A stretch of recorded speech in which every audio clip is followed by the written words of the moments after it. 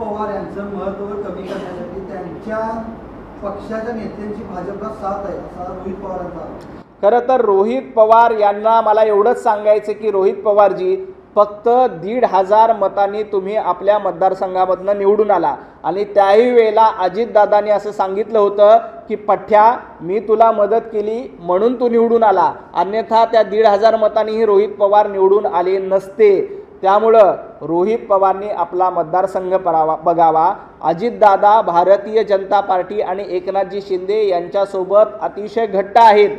एकनाथजी शिंदे, अजितदादा पवार आणि मुख्यमंत्री देवेंद्रजी फडणवीस यांच्या नेतृत्वामध्ये महायुतीचं सरकार मजबूतपणे काम करते आणि ही मजबूत जोडी काय असते हे विधानसभेच्या निवडणुकीला महाराष्ट्रातल्या जनतेनं बघितलं.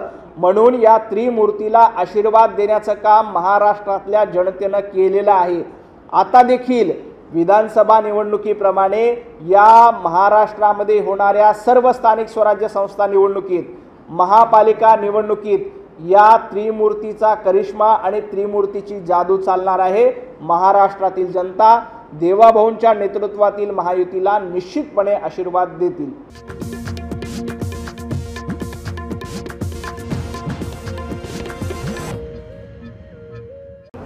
वडट्टीवारांकडून आरोप करण्यात आलेला आहे